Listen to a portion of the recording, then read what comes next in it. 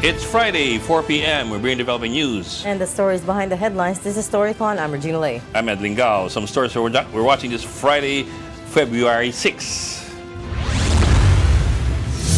The two impeachment complaints filed against VP Sara Duterte have officially been transmitted to the Speaker's office.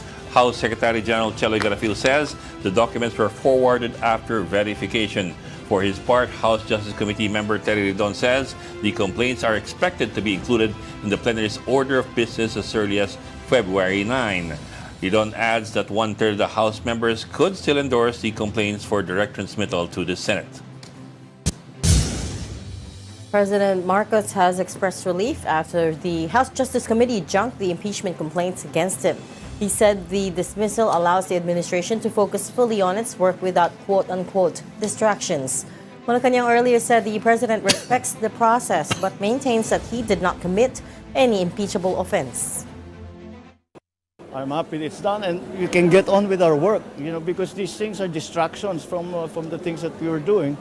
Although I wasn't very worried because I saw the impeachment complaint and I knew that I would be all right. There were no real grounds for the impeachment.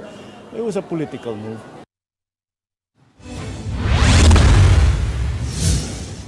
Naga City Mayor and former Vice President Leni Robredo shared photos of her reunion with former running mate Senator Kiko Pangilinan and members of their 2022 senatorial slate.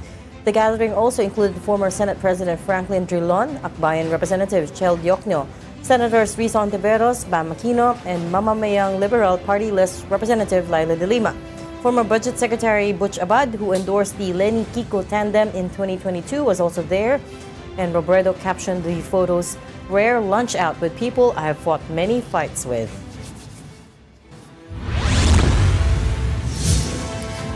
U.S. President Donald Trump has invited the Philippines to join his Board of Peace to promote global peacekeeping efforts. Philippine Ambassador to Washington, Jose Manuel Babe Romualdez, said Trump sent a letter to President Marcos inviting him to become a member of the board.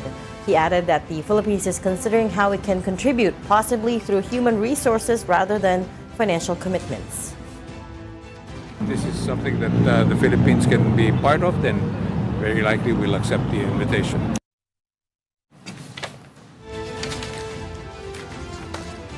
Tropical Depression Basyang has made landfall over Bohol. It was last spotted in the vicinity of Bilyar, Bohol, with winds of 55 kph and gustiness of up to 75 kph.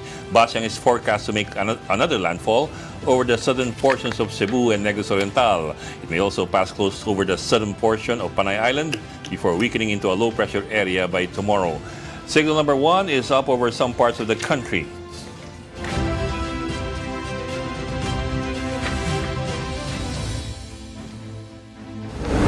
And joining us on the call. Bilyar. What are you doing?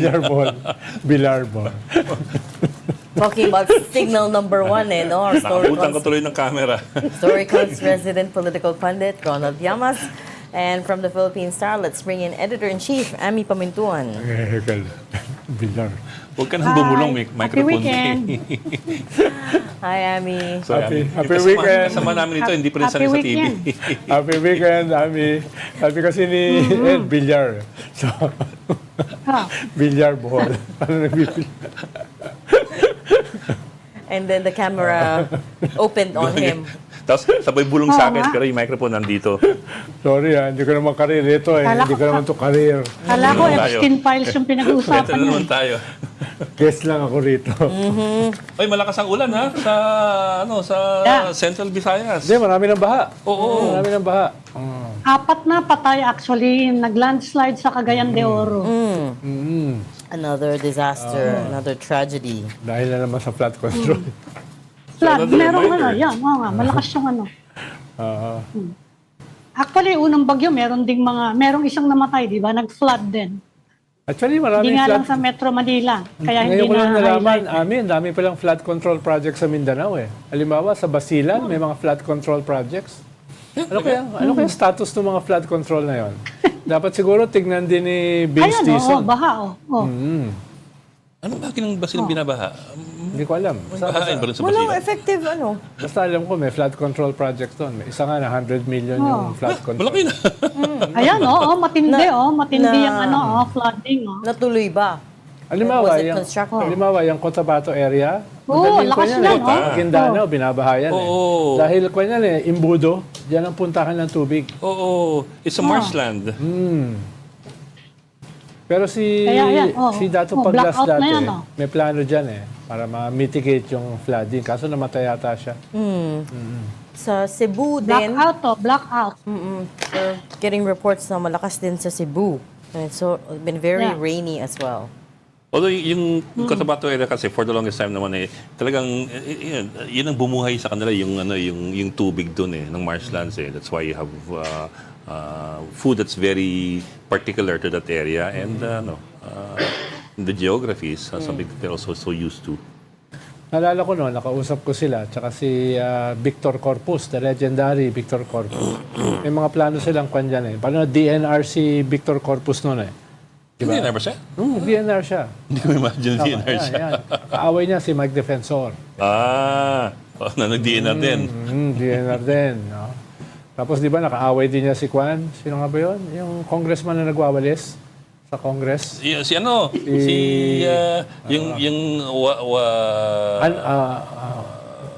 Basta yung kakaiba yung pangalan. Tapos nagbibisikleta. Yun. Nakaaway din ni Victor Corpus yun dahil sa mga mining. Gold mining sa... Yung pangalan. Basta yun. Basta yun. Sige. Sorry. Blackout. Memory share. Basta napag-usapan namin yan, yung Maguindanao water basin. Puntahan ng bahayan Yeah, it's a flood basin. Ayan, Gagawa dapat sila ng circumferential para kukunin yung tubig.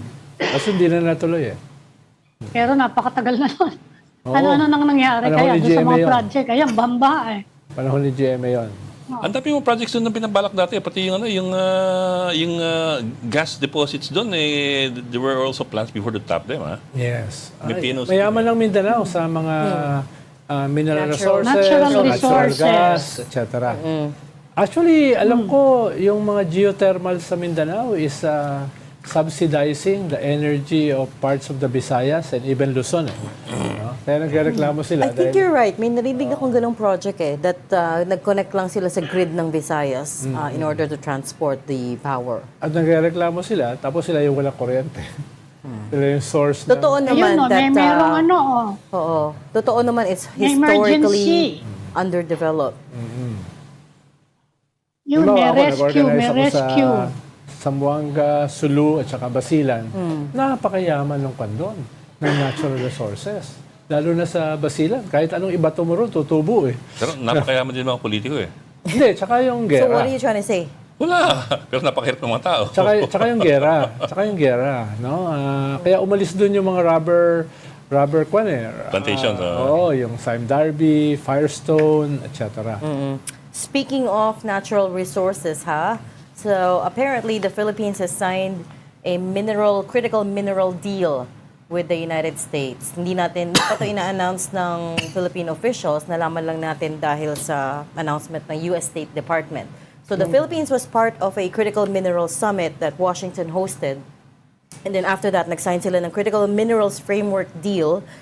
So at this point, we've been trying to contact DNR and Malacanang for more details kung ano ba talaga yung kinumit. What did the Philippines... Anong critical mineral did we commit? So technically, nickel is a top export of the Philippines. Pero technically, hindi naman siya critical mineral. Hindi naman siya rare earth mineral. In fact, it's known as a transition metal. Pero not known tayo for rare earth. Kaya nga like Greenland, So etc., what part do we play in this? There are other countries there. For example, I think I saw Argentina or Brazil that are known for rare earths talaga. So I don't know. Ang Pilipinas not yet known for that. Pero unless kasama ba meron ang gold? din sa Mindanao na hindi pa na-discover na pero hindi pa na-extract. Kasi remember, mining has been the mining policy has been, how do I describe it? On and off, right? It's more on. It's more on now. Now it is. Pero remember nung There was a period during Duterte's administration na pinatigil niya ang open pit mining, lahat ng mining, and new mining as well as open pit mining. Parang statement lang yan eh. Hindi naman talaga nagkaroon ng policy. You're saying that meron policy, but hindi ko lang alam if Tuloy-tuloy they implemented it on the Tuloy-tuloy. ground. Si Secretary Lopez noon, Gina Lopez, ay ganun din, pero hindi siya na-confirm eh. Oh, yun na nga. Diba? Yeah. And then, At isang dahilan kung bakit hindi siya na-confirm dahil yung position niya sa mining. she's very anti-mining. So, eto na nga. And then, first under Duterte time, it was allowed, and then there was a ban. Sorry, there was a ban, tas eventually it was allowed. So, ngayon meron gumugulong na ulit. It's moving along, the mining operations, pero it's not yet clear. It seems like this administration is pushing hard for mining to be a pillar of the economy. Kaya lang, of course, they're gonna run up against a lot of Depende yan sa resistance. anong klaseng policy. Ano halimbawa, sa Indonesia kasi, mahalaga na yung minerals ipoprocess bago i-export. Hindi naman tayo nagpo-process eh. Hindi. We just extract and then we ship it overseas and then they Kaya process. walang value added. So, low value Exactly. dito. Walang value added. So that's why I'm very Yun yung curious. argument ni Gina Lopez noon. When she was pushing for her policy on mining. Sabi niya, hindi naman tayo nakikinabang dyan dahil puro export ng ano natin. Exactly. Tapos pinaprocess siya in places like Indonesia or China to then be part of the supply chain, to the Tapos global ibibenta supply daw chain. sa atin yung processed Exactly. yung processed So, product patay na na mas bibenta ng mahal. lupa lang sa kanila. And then, yung literal mineral lang yung binibenta natin because we don't have the Yes. capabilities to process. Kaya halimbawa, Problema. nickel sa Indonesia has to be processed first. Oo. So it creates industries, it creates employment, it may creates value more added revenues yun no, for the country. Correct. Tayo kasi raw materials, export ka agad eh. Kaya Walang value added. capability talaga. Ay, totoo Yung iba nga naman. hindi na-export, yung iba ini-smuggle lang eh. That's also true. Di ba? Halimbawa, Di ba yung gold, black mayaman sand mining? ang Pilipinas Black sa sand gold. mining, di ba? Oh, yung black sand. Hindi Isa pa ba? yan. Yung ibang chismis yun daw pinang-reclaim dun sa pinanggawa ng artificial island galing sa atin eh. Sa West Philippine Sea. How ironic, no? Di ba? Pero Gold. ganyan, pero hindi Gold naman ang malaki. na-imbestigan ng maayos. Mindanao, parts of Mindanao. Marami ang Meron gold ding dyan. lithium eh. If I remember correctly, meron din tayong lithium. Nickel, lithium. Ito yung mga ginagamit sa, of course, electric vehicles, Batteries. batteries, semiconductor chips to a certain extent, I think. Yeah. But yun nga, we were wanting to be part of that bigger supply chain, but we never built the capability to process. Saka medyo mahina yung malalaking mining companies, palalo yung mga foreign, sabi nila, I'm not familiar, pero sabi nila, mahina daw yung regulatory environment natin. Of course. For, yan na nga, yung large-scale mining. Pero hindi daw natin ma-regulate yung maliit na mining. Yung maliit na mining. May sinasabi si Ronaldo. Sabi ko, ha? Oo nga, hindi Nakakagulat. lang ikaw ang taga-kuweba. A big part of kunyari, I think it's in the law naman that the mining companies have to rehabilitate the communities kung saan sila nag-open pit mining or saan sila nag-mine, di ba? I kind of remember Mark Copper. Mark Copper! Marinduque. After Mark Copper, yung lumabas yung mga disaster. ganang Mark Copper very regulation. well. Oo nga pala. After that, oo. Saka sila naglabas ng ganang mga regulasyon. Talagang patay ang patay Na ang ewan ko lang kung ini-enforce. Ay, Ayun. mahirap, wala naman, ewan ko kung may monitoring team tayo na Well, it's Kasi medyo matagalan yan eh. Matagalan yung mga ganyan eh. You mine and then you restore. Hintayin nyo sa 2028 pag presidente na si Manny Mugato. No? Sige, tapusin mo. Sige. parang, Ako yung Secretary of Environment. No? Talagang kakalusing ko. But yun nga, so we've been trying to get the DENR side on this, pero hindi pa sila nag-reply sa atin. But we want to know the details of this because, of course, this might turn out to be a big framework deal. And pangalawa, yun nga, si US pa nga President ako. Donald Trump also invited the Philippines to join the Board of Peace. Ano kaya Ako yun, ha? sinasabi, tumatawa. Ayan pa isa. Ako rin natatawa. Hindi pa nga Ano ba nako-confirm yung ano ba DNR peace policy secretary. ni Trump, ha? Ayaw nga pala. Hindi pa nako-confirm si Kwan, ha? Popoy. Si Popo. Kasama yata Ano ba siya yung sa peace Unlucky policy ni Nine. Trump, Ronald? Pakisabi nga sa akin. Peace policy. Ano ba yung peace policy niya? Ano yung peace policy niya? If you Talagang don't make gusto niya peace, I will manalo ng bomb you. Nobel Ganun ba Peace yun? Prize. Pero mo yung nanalo ng Nobel Peace Prize, binigay sa kanya, parang transferable, Oo nga, di ba? Nahiya naman, nahiya. Nahiya, Parang hindi tinanggap. transferable yung Nobel Peace Prize, di ba? Mahingi nga yung kay Maria Ressa. Maria, pwede ba ilipat sa akin yan? Pero ano yun, ha? If you don't make peace, I will bomb you. Yung ba yung policy na? Oo. Hindi naman bomb siguro, pero I mean, Eh, ano pa nga bang ginagawa nila? it's certainly if you're not with us, you're against us, right? Because O, kaya nga, kaya bobombahin namin Yun kayo. ang sinabi ni Ami. hindi naman to the extent na bombahin. Grabe naman. Pinapomba ng mga nila. Ano ba ginagawa nila? They bomb. But, Maming NTFL ka, mapadala sa Gaza. Where are we gonna get $1 billion to join this Board of Peace? Dollars. Dollars nga eh. Kaya nga. Teka, magkano Pero yung, sabi- magkano yung AKAP? Magkano yung program yung appropriation? Kano yung extra-ing tupad? 80. Tapos, Lahat ng foreign component na projects nandun sa program, di ba? Parang Yes. tumatanda si Babes, kwan dyan. Babes Romualdez. Well, he is in his 70s. Kwan yan. Kaibigan ni Ah. Ami yan. Tumatanda na si Kwan, si Babes sa Ami yan. Talaga namang tama naman, he's aging. Saka pag malamig na lugar, madali kang magana eh. That's true. Maybe Mas we should stop calling him Babes. That's his nickname. Siya naman nagbigay nung nickname na yun. Siya na ganun na. You think I want to call my ambassador Babes? Hey, babe.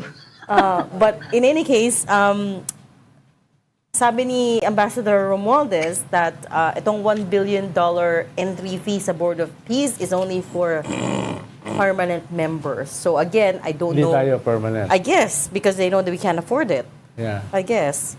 Pero na-invite nga daw. Pag presidente na si Actually, Manny Bogato. pa, no? $1 billion is 59 Hindi, billion kaya lang, pesos. you know- Ang dami-dami mong perang kung saan napupunta.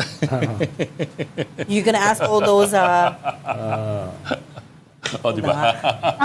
Bakit magko-contribute ka dyan tapos inaalis ng US lahat ng kontribusyon niya sa lahat ng UN agencies Sa mga multilateral na merong agencies. representation dito sa Pilipinas. Exactly. Pati Ang nga sa World dami-dami nang Health nawala sa Organization. atin na aid programs. Exactly. Defunded na yon. Ang dami nang nawala dito sa Pilipinas na mga aid programs because of that. Naapektuhan or nawala. Kaya paano Ayan, may dumaan anghel tuloy. But just to clarify, si Ambassador Romualdez said, itong, baka hindi naman daw mag-apply sa Invitation atin. lang. But you know what's going to be tricky is, of course, the Philippines is the ASEAN chair this year. So what would it look Yeah. like kung sumali tayo sa Board of Peace whilst we're chairing the ASEAN Summit? Well, chairing the ASEAN, and of course, sa ASEAN, hindi naman lahat doon US ally. Ang gusto nga ni President Bongbong ay dumalo si President Xi Jinping dun sa ASEAN General Assembly. In November. Oo. May Leaders Summit in November and May. But Kaya, Usually in a talaga way, namang nagto-tone nagta-top down. level ang China dyan eh. Kaya yung Department of Foreign Affairs gusto mag-tone down itong mga nakikipagdebate sa Chinese Embassy. Sino ba yung mga yung nakikipagdebate? Pareho niyang katabi niya. No, dahil nga, Hindi ka part ng welcoming committee pag dumating si Xi. Hindi naman ako bagay Pareho ng nung gobyerno. hyena. Hyena ka ba o wolf? Ano ka ba? Ako ay Lion hyena ka in o sheep's lion o clothing. wolf? Yung yung hyena daw kasi Ah, tawa ikaw ng yung tawa wolf. eh. Tawa daw ng tawa yung hyena. Ikaw- Di ba akala nila yung mga yung boses ng hyena ay tawa? Hindi naman tawa yun eh. Ikaw yung wolf hyena. Alin ka ba dun? Mas gusto ko yung hyena, mas Scavenger. matalino yung... alam mo, mas matalino yung hyena kaysa wolf. Scavenger ang hyena. Oo, scavenger. Ibig sabihin, hindi siya yung pumapatay. Yung wolf pumapatay ng buhay eh. Yung hyena, ang pinapatay, yung patay na. Kinakain. Kinakain. Ano mo, papatayin yung patay na. Kaya hindi siya mamamatay hayop. No? Wala pa tayo ibang guest. Yan ba talaga? Hihimim pa talaga natin yung... Kung saan saan umaabot yung discussion natin. Oh, but I thought we were still talking about Ambassador kasi we're still rolling the videos of him. Kaya, Ano yan ha? Baka hindi maintindihan ng mga ano. Yung event na yan was to unveil the new logo. Oh, yes. Symbolizing Philippines, the 80th anniversary of ties between the Philippines and the United States. dumating na ba Yan, yung kung medyo- ambassador, bagong ambassador, galing US? Hindi Dumating pa na ba? siya, hindi yan, Hindi pa DCM siya yan. confirmed. He's the DCM. Ng Senate? Ang tagal na nun. Last year pa yun I spoke to some people at the US Embassy. They said probably June or July, pero hindi pa siya nakakonfirm ng Tagal Senate. nun May bagong logo doon sa Globe. Hindi yata nakunan yung bagong logo. Yun ang in-unveil nila dyan. I think that was yesterday pa eh. Yes, that was yesterday when they Yeah, unveiled the logo. yesterday. Yan, no. Kaya lang, Logo yan, bagong logo. correct. But at the moment, walang US Ambassador at the moment. Sharjah the Fair Wala lang. pa. Because walang, Yeah. hindi pa dumadating yung bago. Nagpaalam na si Kwan. Si Mary Kay Carlson. Kay Carlson. It's also the, I think, 80th year din ng was Yun na it nga, British? 80th. Yun na nga yung bagong logo. No. I Marking think the 80th year. No, I think it's also the 80th year of British-Philippines ties, correct? UK-Philippines ties. Parang they said something about, I'm not sure. or was it Japan? So all of these Hindi ako diplomatic sigurado. ties were initiated under the first Marcos presidency. Ayan. Saka Yan nabalitaan sa natin may- na kinausap ni Secretary Lazaro si Senator Erwin Tulfo ng bagong head ng Foreign Affairs Committee para mag-tone down sa rhetorics. Diba si Senator Ewan ko. Erwin Tulfo yung nagsabi, F, you, Get out. get out. I mean, No. totoo naman, he puts the Secretary of Foreign Affairs in a very, very tight spot, right? Again, here she is chairing all of these ASEAN meetings. Tapos, in the meantime, there's a cacophony sa Senate. Pero it over- takes two to tango. Dapat yung Chinese embassy rin mag-tone down. Diba? Yung mga hyena in sheep's clothing, pwede yun. Pwede mag-ingay yun. Dahil mga hyena lang yun eh. No? Who are they? Nobodies. Oo. Sino nagsabi nobody? Si Robin Hood. Ayun. You're a nobody. Tsaka Chinese embassy. No? Oh, well. Diba? You're a nobody. Kaso, sinagot niya yung nobody ng 9 paragraphs eh. Kaya hindi na siya nobody. Binilang mo talaga. Binilang ko. Minsan lang ako masagot ng kwan eh. Ang Chinese embassy. Sabi ko, 9 paragraphs ha. Ng official Facebook page ng embassy, no? Talagang sinagot ka. Tapos 1 paragraph doon tungkol sa nobody. Yeah. Yung 1 paragraph tungkol sa self-styled political analyst. Political heckler. Tapos yung Your isang paragraph, self-styled political heckler. isang paragraph doon sa hyena in sheep's clothing. At least, ibig sabihin, binabasa Punta kang ka. Hong Kong, tingnan natin ano. ano ko bali. At least nakita mo, binabasa ka. Yes, exactly. Punta kang Hong Kong, naka-Facebook Alam mo, live ka. Yeah. I mean, secretly, he was very chuffed. I think he was very... Binabasa ka. Napakarami nagsusulat ng kung ano-anong anti-China. Ikaw ang pinatulan. Tapos Philippine Star pa naman siya. Of course. Of course. Uy, I don't know if you guys realized, February 6 today. Medyo anticlimactic. Ito dapat yung original date yung sa of the expiry of impeachment. the one-year ban. Impeachment, oo. Oh yeah. And Feb 6. Para sigurado, oo. Oo. Pero ngayon, today, pinasa sa Justice Committee. Today, pinasa May yung justice na impeachment. ba? Yung impeachment. Justice na. Ay, no. Sa speaker. Speaker of office. Ngayon para Speaker pa lang. ngayon Speaker pa lang. tinransmit sa speaker. So technically, ngayon yung articles of impeachment. Of the Oo nga. new Kaya impeachment nga. complaints. Yes. But today was originally the expiry. And it's a palindrome. It's 2626. February 6, 2026. I just wanted to point that out.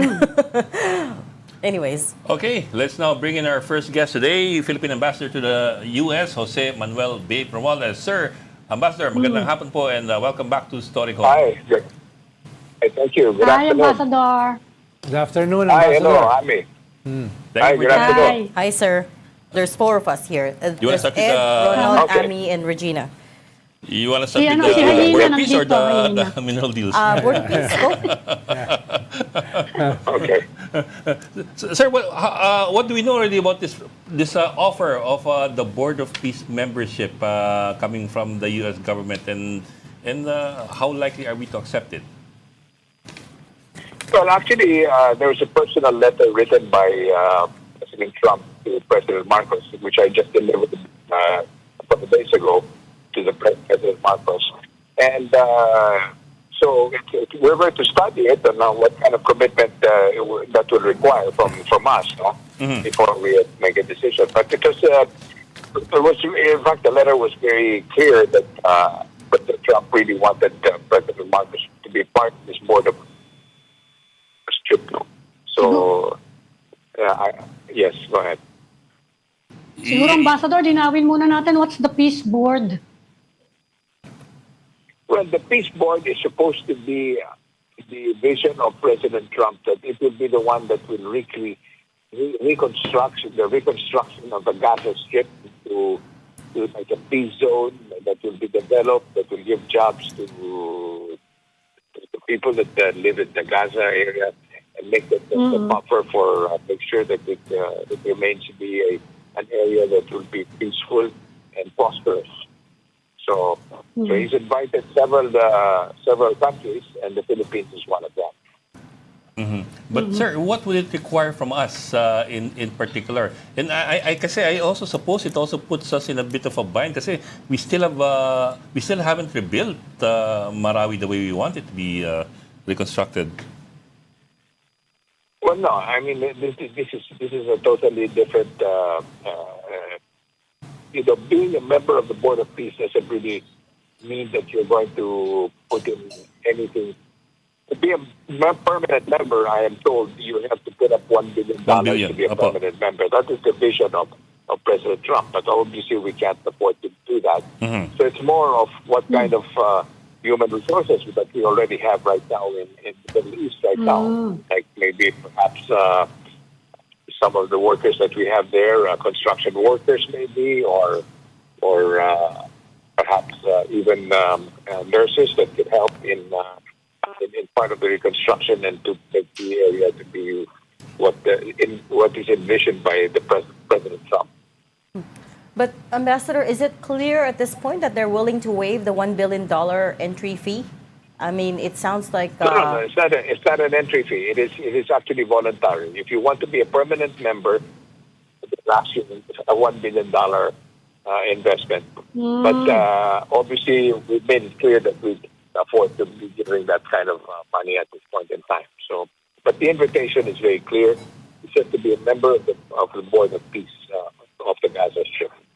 So we can be a member, but not a permanent member, because to be a permanent member, you'd need to put in $1 billion, and Yes. we Yeah, can't that's afford that. the plan. Yeah. Okay. So it's just a regular membership. But I guess That's correct. you haven't hashed out exactly what we can contribute.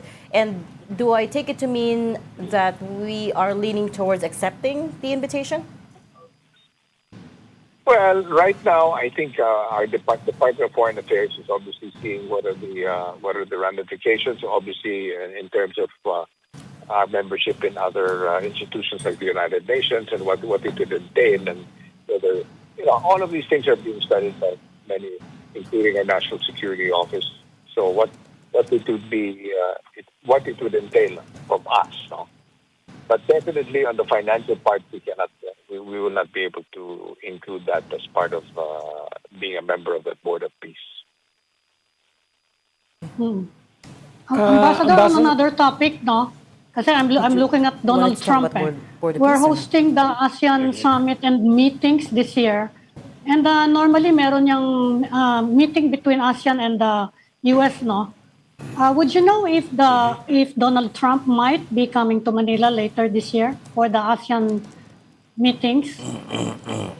Oh, well, definitely we are hoping that he will. But if you remember when President Marcos went to the White House last July, Yes. that's one of the things that we mentioned to President Trump.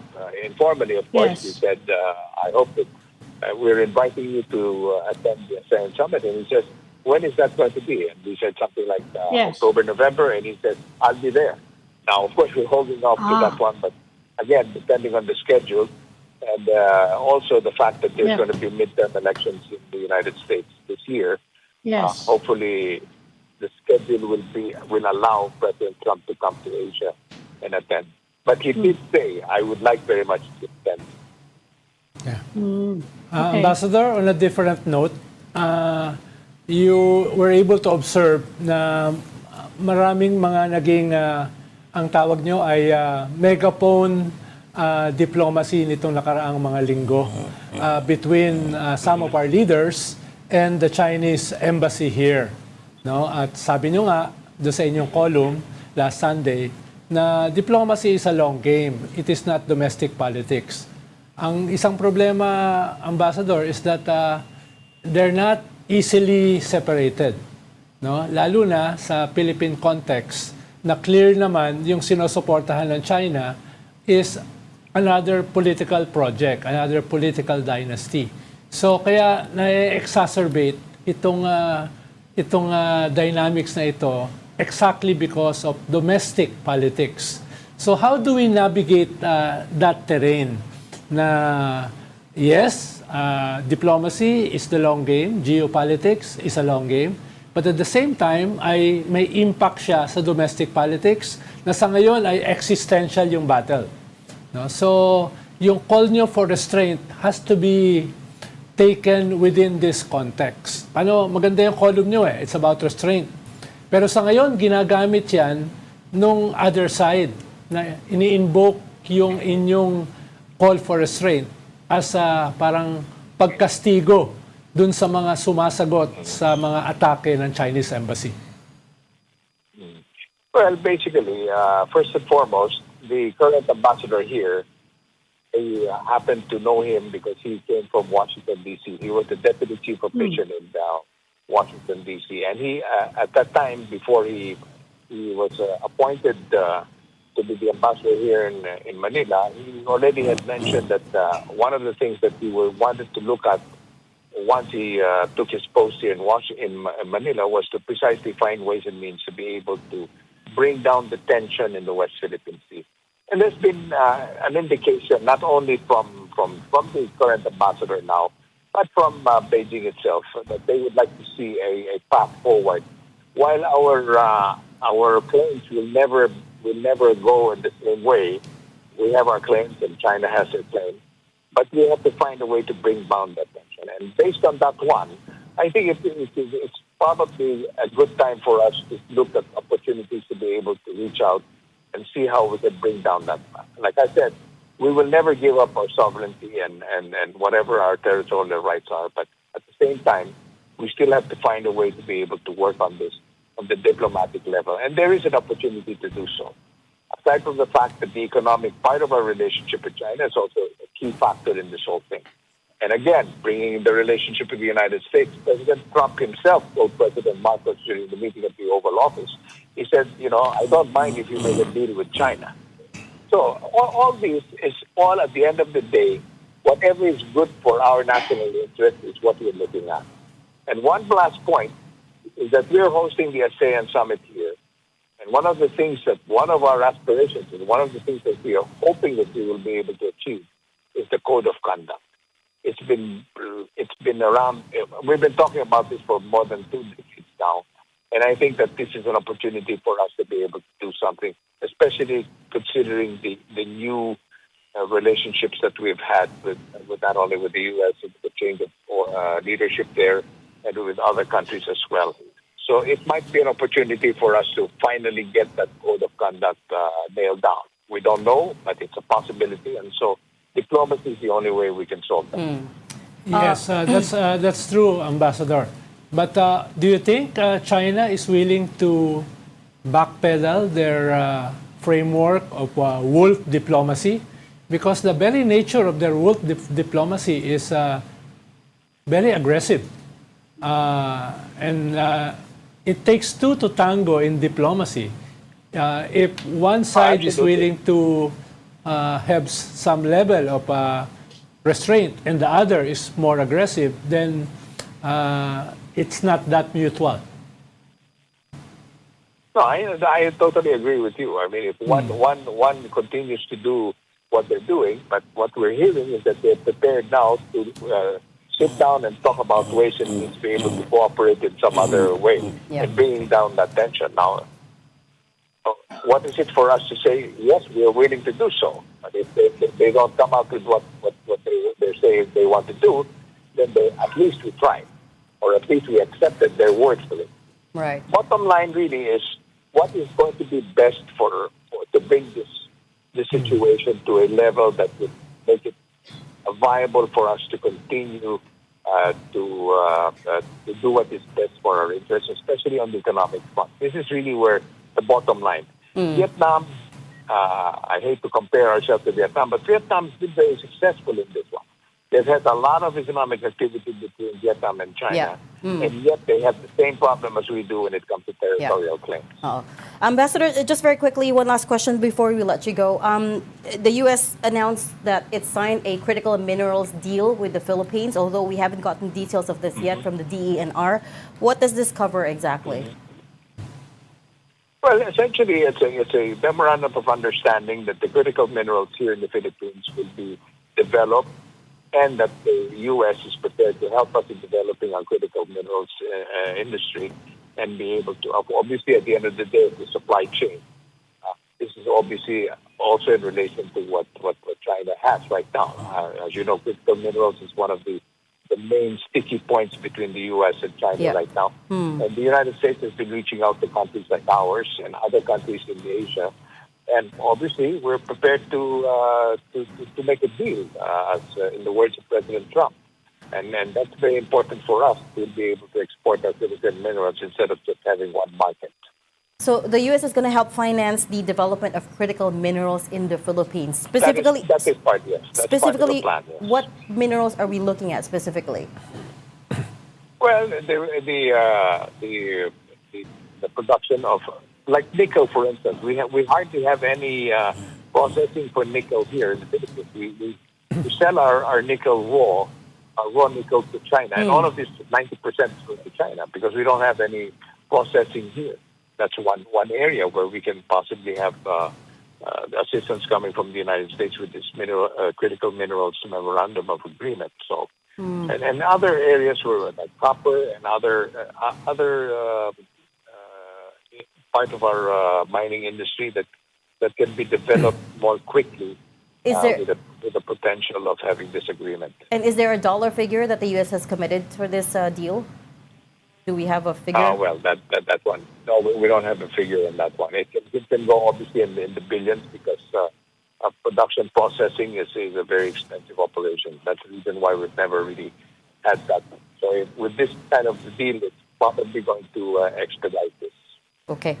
All right. Well, we'll leave that there. We've run out of time, but thanks so much for talking to us today. That was Philippine Ambassador to the U.S., Jose Manuel Bay Romualdez. Thanks, Ambassador. Thank you, Ambassador. Thanks, Ambassador. Okay, sorry for that very abrupt switch, but we have to go on a very quick break right now. You're watching Storycon on One News. Please stay with us. We'll be right back.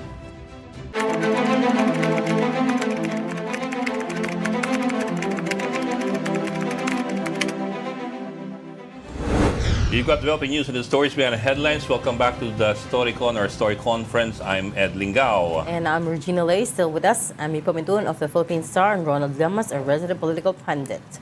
So let's call in our next guest. We're talking to San Juan Representative and House Justice Committee Vice Chair, Congresswoman Bel Zamora. Good afternoon, ma'am.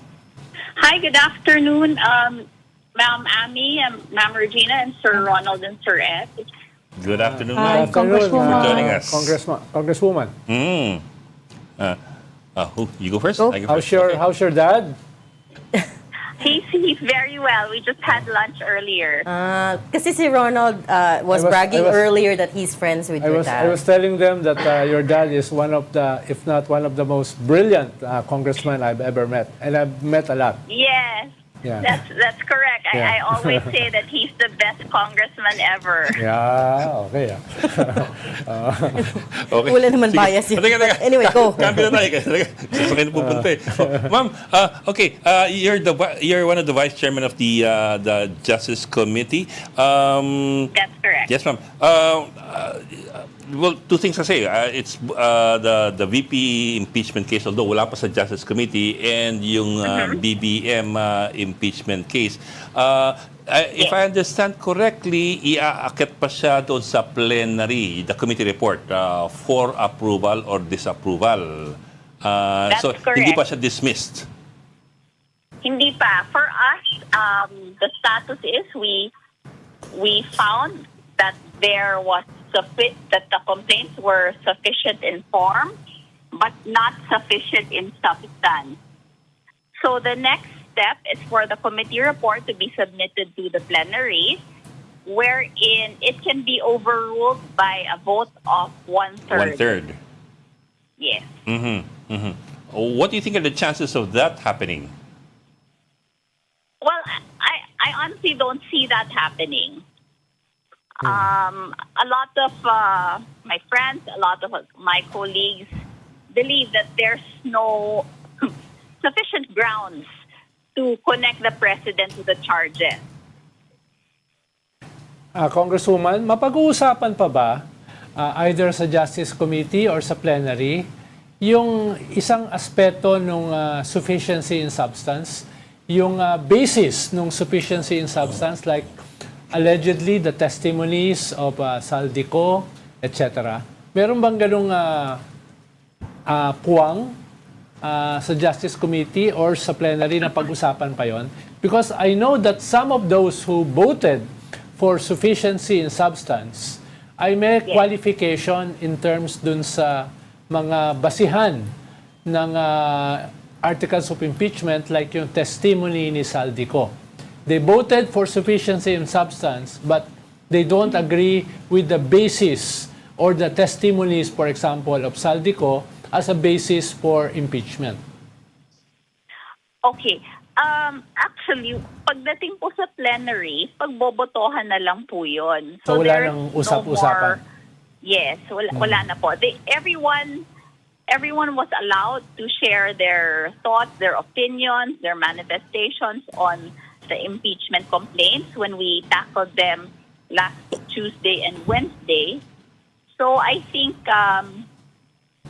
even those who voted for sufficiency in substance were given ample time to discuss their views. So meaning pagdating sa plenary, Congresswoman, yung magbobotohan, they don't need to explain their votes anymore. Basta they either agree or disagree with the recommendation of the Justice Committee. That's correct. But I'm sure that some of them will Make want manifestations. to make some manifestation regarding their vote. And Congresswoman, when is this vote happening? We expect the report to be done on Monday. We gave the Secretariat Thursday up to Monday to come up with a committee report, and they should be doing that as of the moment. So we will vote on the committee report and then bring it to the plenary. So looking like probably the week after next at the earliest. Actually, we can probably do the voting next week. Next week na. Okay. Yes. Okay. Ma'am, I'm reading through the 19th Congress's rules on impeachment. Mukhang napakasimple naman yung definition ng sufficiency in substance dun sa impeachment That's rules. correct. Rule 3, Except there- Section 5. Yes, ma'am. Yes. The requirement of There's a- substance is the- met if there is a It's met recital if of facts. There's a recital of facts showing the impeachable or determinative of the impeachable offense and determinative of the jurisdiction of the House Committee on Justice. So, in fact, on the second day and even on last Monday, we tackled what is what it means for a complaint to be sufficient in substance. And all of us agreed, even, for example, the Honorable Laila de Lima, and she had a lengthy dissertation on that. We all agree that there should be a recital of facts. Yes, ma'am. And what would be a recital of facts? It would be the ultimate fact or the overt act, meaning the action done by the president, which would amount to an impeachable offense. Yes, ma'am. I understand po. But it could be a sin of commission or omission, I suppose. Hindi ba? When Well, you're... yes, that's correct. It could be a sin of commission or omission. Yes. Kasi for example, although I don't know if this was ever the statement was ever made by Toby Tiangco in session or in one of the hearings, pero in several interviews, si Toby Tiangco had already mentioned several times na even the president confronted former Speaker Romualdez in 2024, I think. November December 2024. To Before effect na parang, the budget for that year was, before the next year's budget was signed. ilang mansion pa ba ang kailangan mo and all that, which tends to imply na the president knew that there was something going on and that it was right under his nose, but that in the end he had not done anything about it. Let me connect it to the votation that we did earlier before we tackled the Yes, ma'am. sufficiency and substance of the complaint. Congressman Terry Rodon moved that the annexes be included in the discussion or be considered in the deliberation on sufficiency and substance. In fact, I voted against that motion, and it was the vote was very close. My point is, when looking, and this was the vote of the majority, when looking at the allegations, the recital of facts, we should also make sure that our basis wouldn't be something that is unfounded or not authenticated, not attested to. So this goes for the Zaldy Co video. This goes for the affidavits which did not mention the president but mentioned other people. If we had, of course, voted for sufficiency in substance, then we would have all of these affidavits or testimonies brought forth. But hindi nga po tayo umabot doon because we thought that these so-called evidence po nila or the word of Toby Tiangco, they should at least be attested to or form part of authentic records. Authenticated. Which the complainants use as their source. Kasi nga po in the verification, it is important that the complaint be based on the personal knowledge of the complainant or based on authentic records.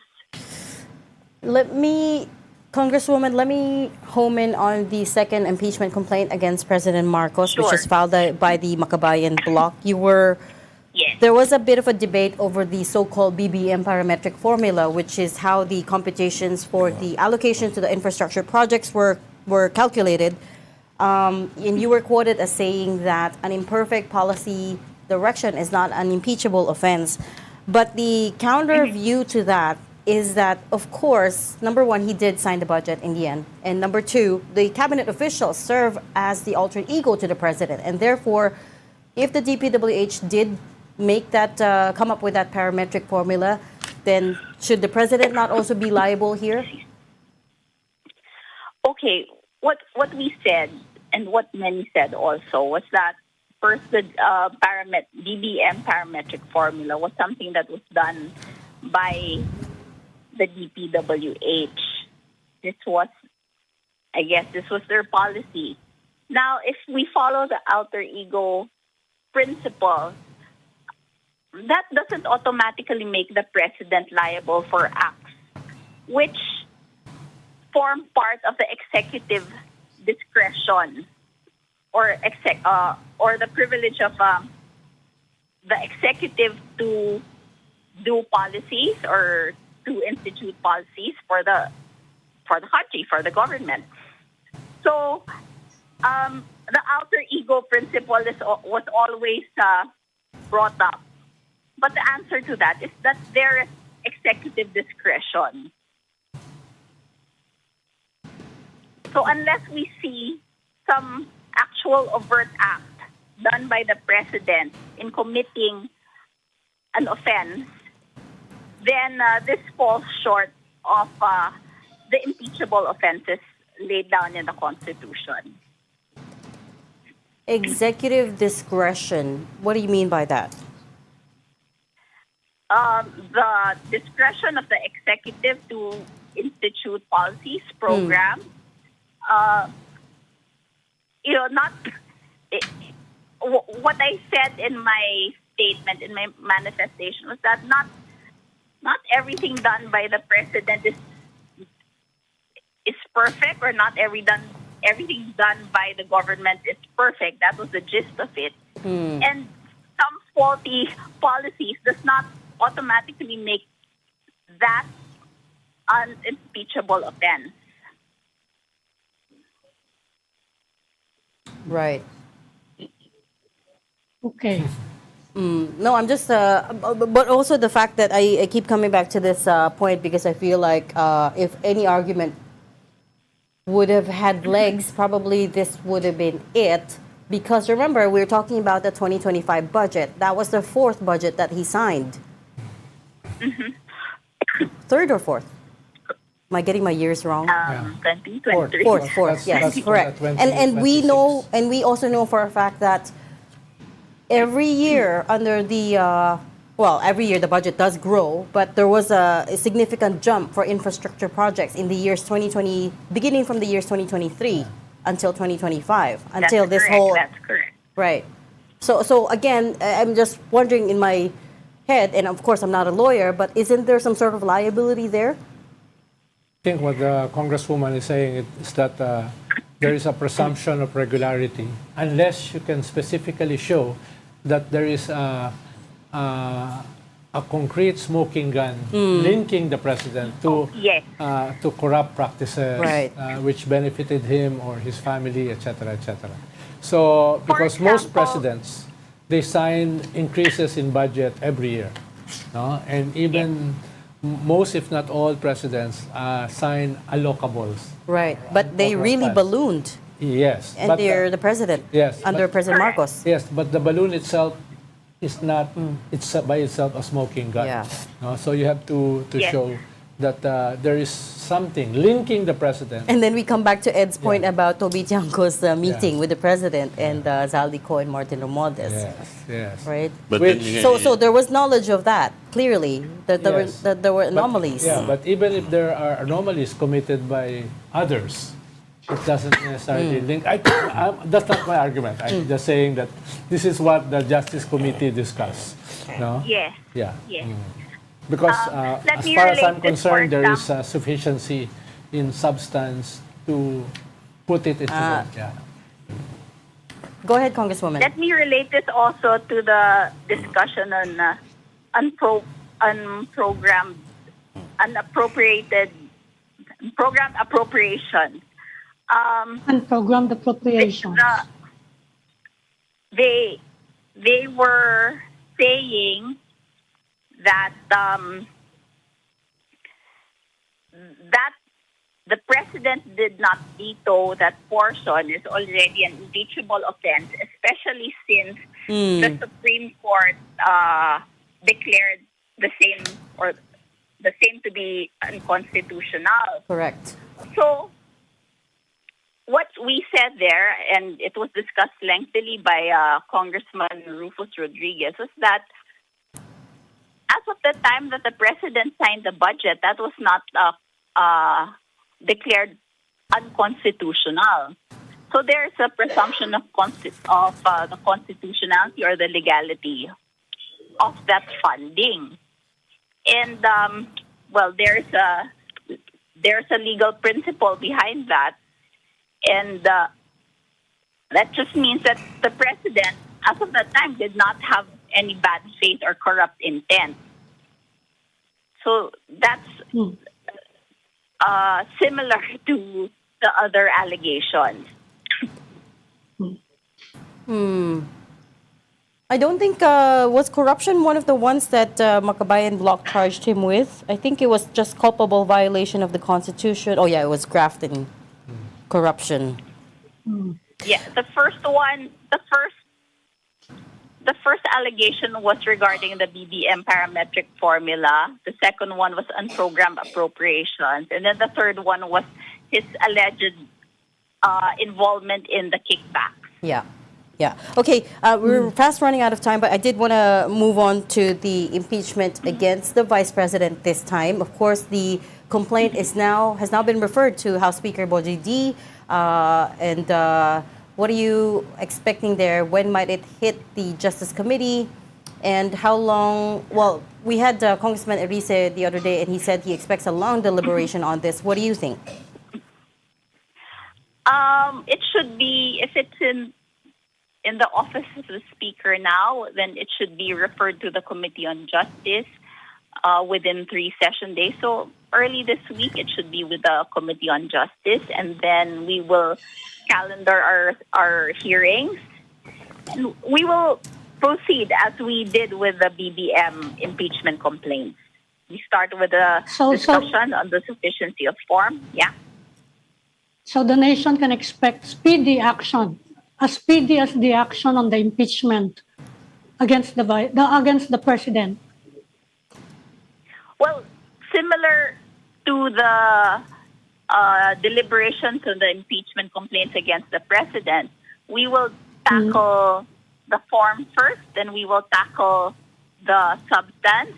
In fact, we had lengthier deliberations this time compared to previous impeachment complaints filed with the Justice Committee in previous terms.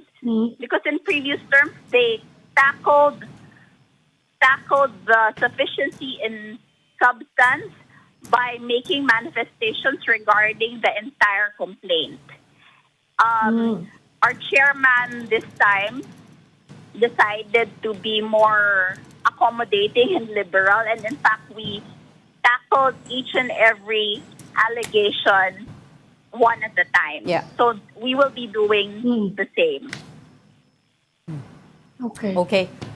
We have run out of time. I'm sorry. We have to leave that there, but we'll call you back in, Congresswoman, if that's okay, once the deliberations for the other impeachment get underway. But thanks so much for talking to us today. Sure. That was San Thank Juan, you very much for Congresswoman. this interview. San Juan Thank you Representative po. Thank and you, House, Congresswoman. and House Justice Committee Vice Chair Bel Zamora. And we are on until 5:30 p.m. Our news schedule. so dragging naman your voice. Parang pagod ka na. No, I'm so happy. Oh, you are? No, he's so happy. We're not going overtime anymore. Okay, Storycon will be right back after a quick break. Please stay with us.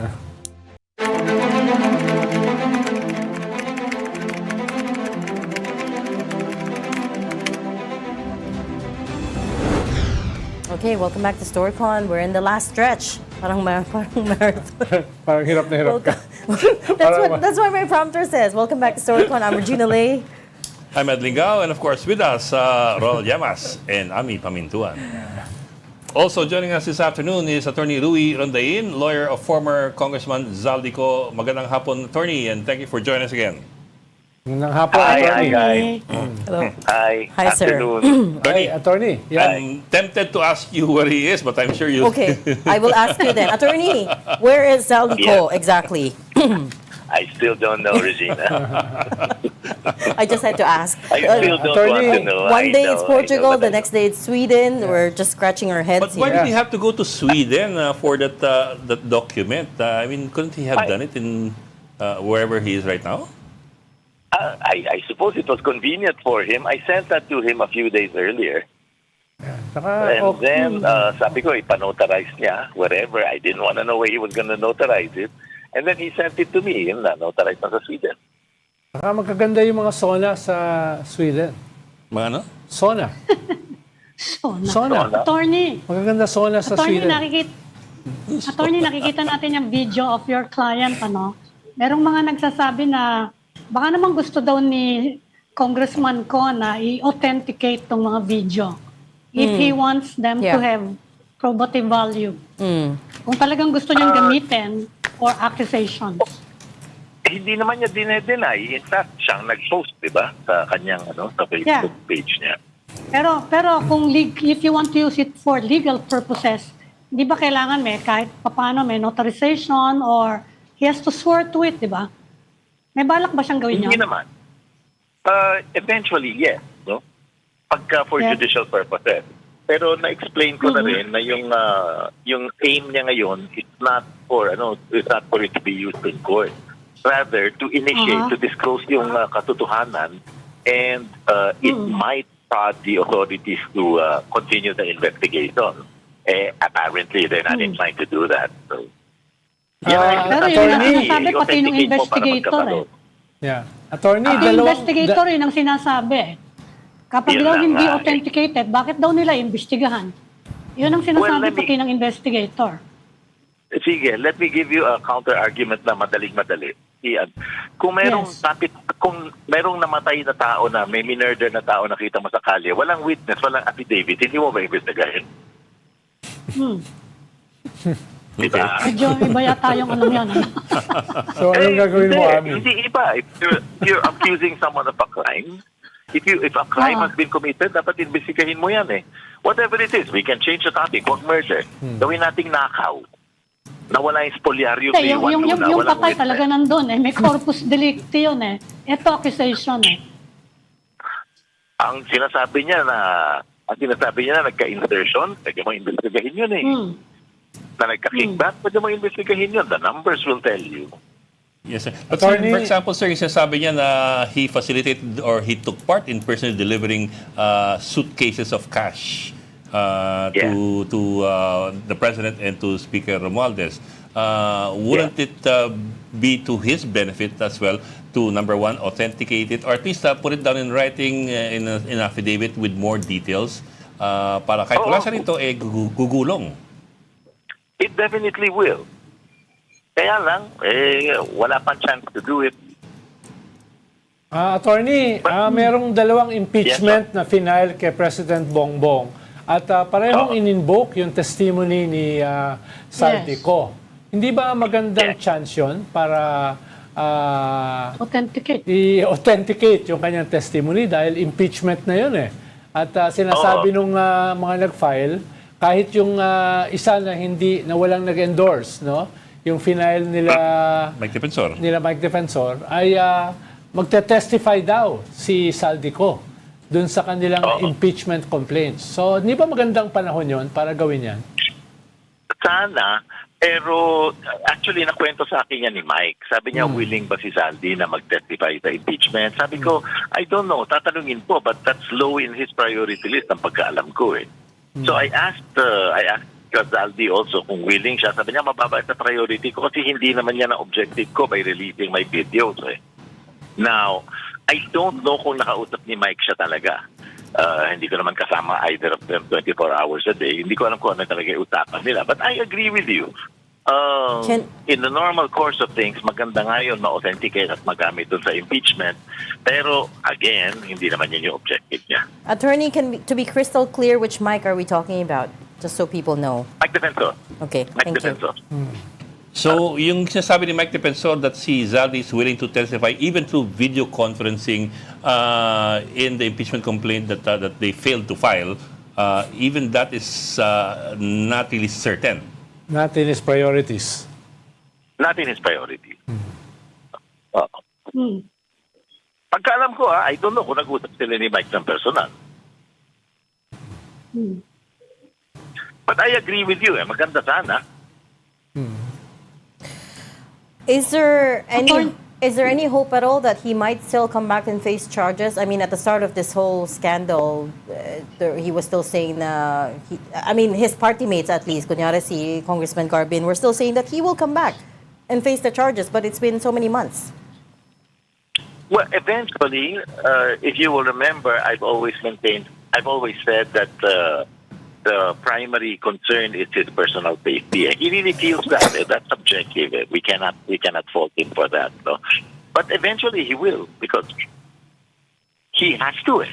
Eventually. Yun lang yung threat to his life that he feels. What do you mean he has to? I mean, he can also... What does he need to come back to exactly? Well, it's hard to be hiding all your life. You can't avoid this forever. And we're quite confident that we can get an acquittal. Ang problem lang is that the charges are non-bailable and trumped up. And even if I can get him acquitted eventually, he'll be in jail for the next 10 years. So that's what we're trying to avoid by fighting the charges themselves. Did you say trumped up? Yes. Why do you think they're trumped up? Well, I can't discuss the merits of that anymore because the petition has been filed in the Supreme Court. But there are several grounds that we strongly believe in. A copy of the petition has been circulated. I can't discuss it anymore. I don't want to get fair enough. Yung sub judice rule na naman. Pero sir, what Attorney, can you confirm that merong negotiations for him to return? Some representative are talking with him for his return. Can you confirm that? No, I deny that. Initially, I said that I'm the only one authorized, as far as I know, to speak for him. Yes. And then, sinabi ng someone, one of the Remulias said na, priest. So I asked him, sabi ko, may pinadala ka ba na priest? Sabi niya, wala. Ang pinapadala na priest, ikaw lang. So there you go. Hindi, hindi pinadala. Kinausap na pare. Parang confident lang ata yung pare doon sa Portugal. This is what we understood from John Bicrimuna, sir. May kausap lang si Zaldy Co raw sa Portugal na isang Filipino priest na parang confident. And ano pagkakasabi ni Remunia? Parang nagkaroon ng hindi epiphany. Really, something along spiritual enlightenment. Hindi. Not exactly in those words, but some sort of a realization. Bottom line. Pinapa-negotiate? Wala sa pinapa-negotiate. Hindi, feelers mo lang, sir, at this point. That's what the... Walang feelers. Not even feelers daw, wala. Not even feelers. Walang feelers. Baka spiritual. Where would the Interior Secretary have gotten that then? Baka spiritual yung feelers. I'm afraid to ask where he got that.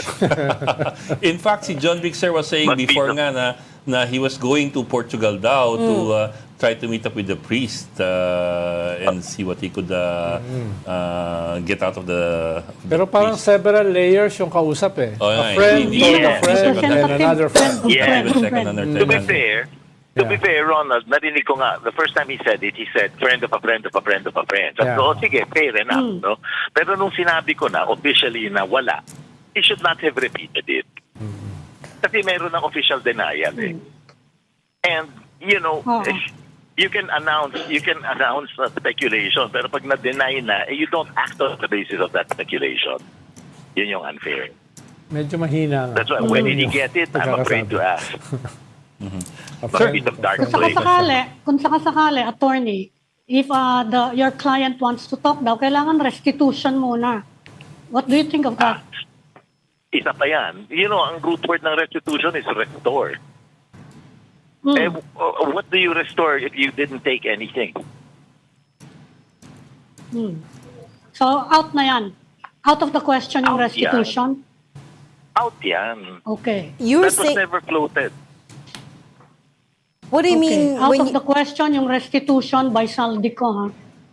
Ain't gonna happen. Ain't gonna happen. Okay. Yeah. sorry, attorney, what did you mean when you said, how can you restore when you didn't take anything? So, I mean, I guess it is your belief that your client did not participate in all of this, right? But what do we make of the fact that he was appropriations chair when all of this was going on? He did not profit from it, Regina.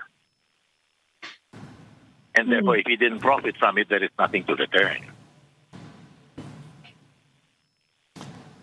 Pero sir, in his video, it does seem clear that he acknowledges that he did something wrong when he said that he was facilitating and personally delivering as well Hundreds of billions.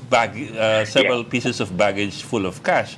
That amounts to, at the very least, that would amount to accessory to Accessory to a crime. to a crime at the very least. Diba? Isn't that an admission already of some sort that he did something wrong? Well, let's not talk about the degree of liability, or if there's any liability. The question is whether that is something to return. Diba? Because although he did say that he participated somehow in the distribution of that money, he also was very clear that he didn't take a single cent. So he didn't profit from it, and therefore there is nothing to return.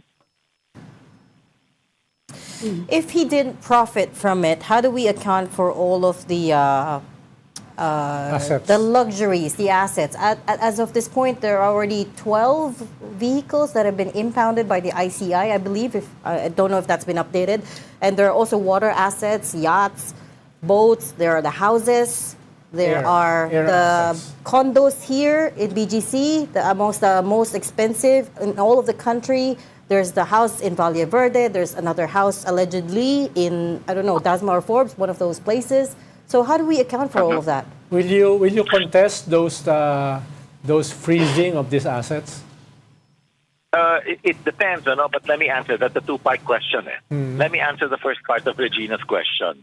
When I first reviewed the files, I declared publicly that his opening net worth when he first joined the Congress in 2019 was 4.1 billion. I was wrong. It is incorrect.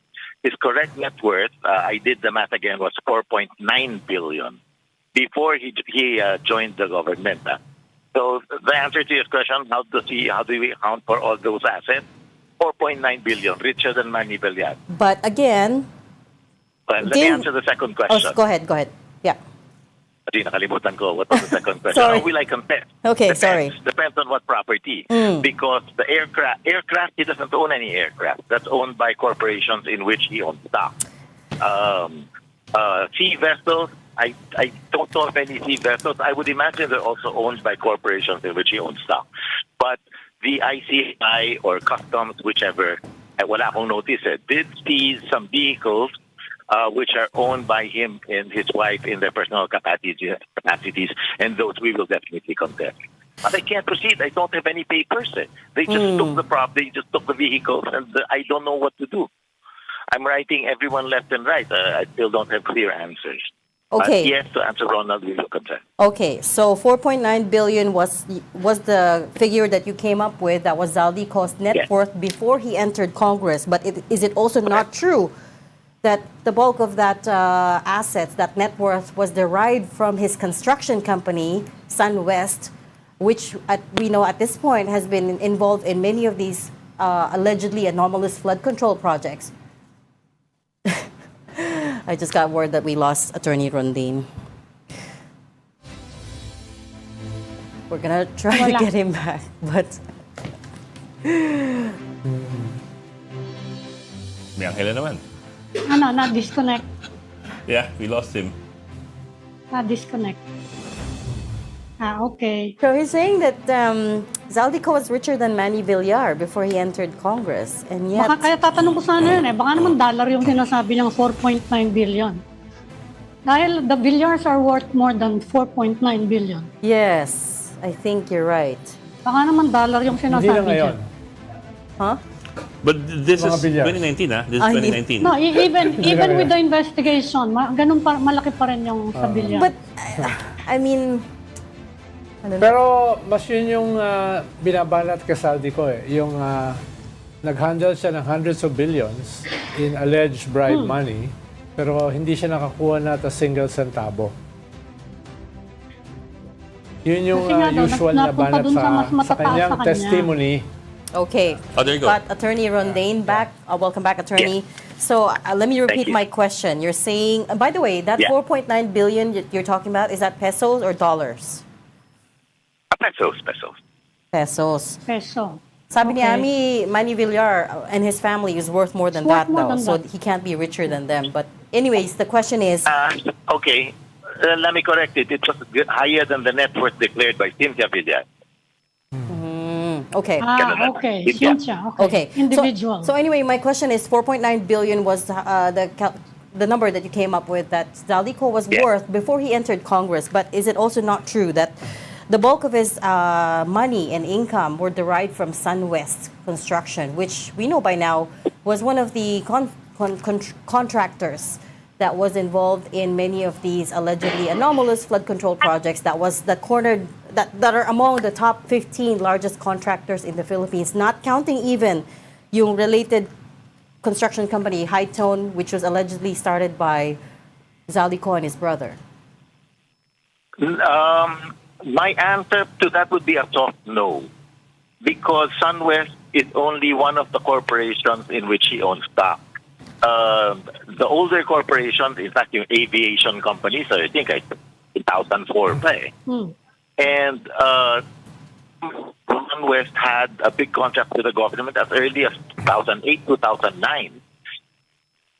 And they were all good.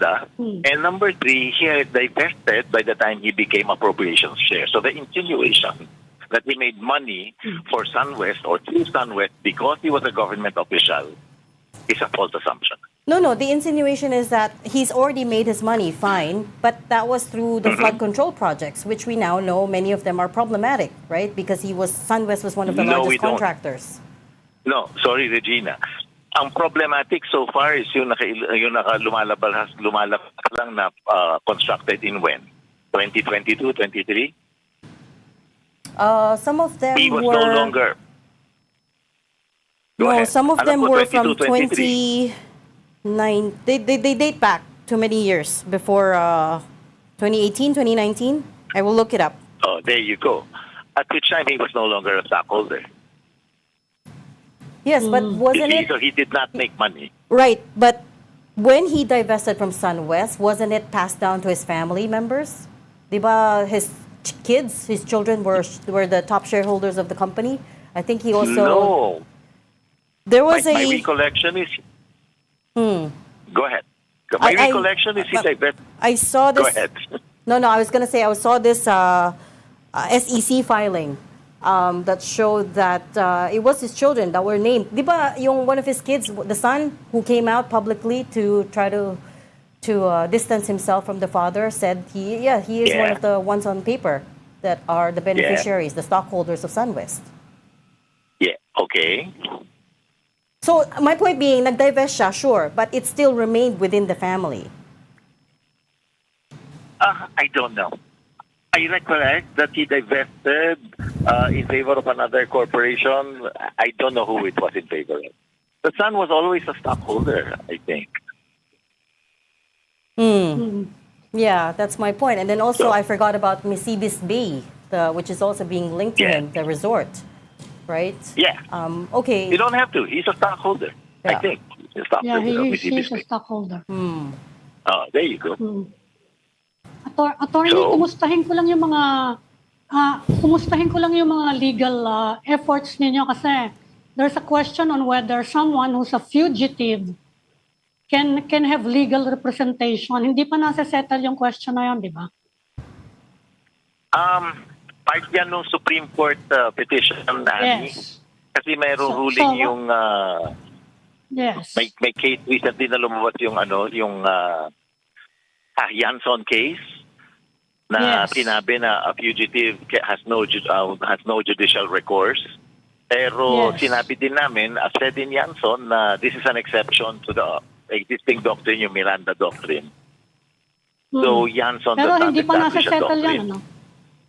In your case, hindi pa siya nasa-settle. To my mind, walang issue eh. But again, I don't want to discuss it. Attorney, In anong, interpretation, malinaw naman doon yung argument. attorney, anong status ng kanyang passport? Na-cancel na ba? Alam ko, kinancel ng isang Sandigan Division.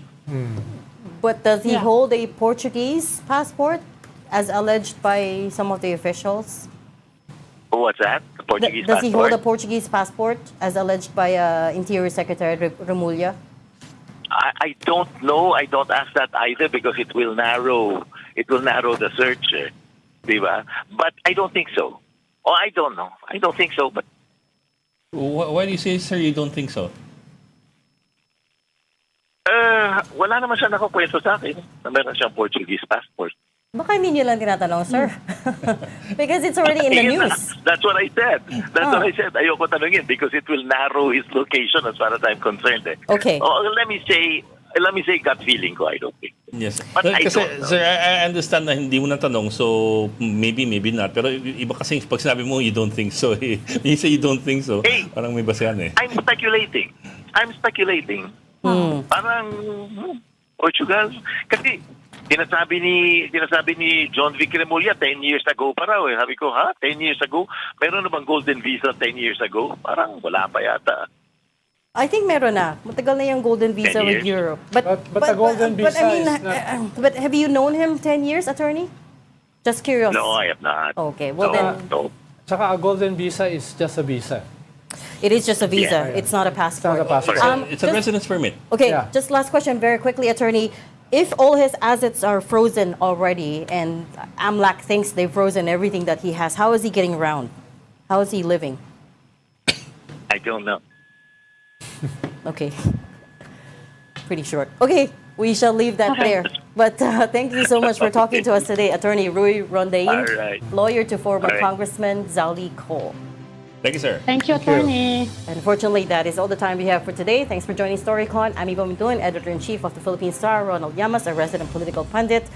Join us again Monday at 4 p.m. for Storycon. I'm Regina Lay. I'm Edwin Gao. Kapatid, we are One News, all sides, all the time. Have a good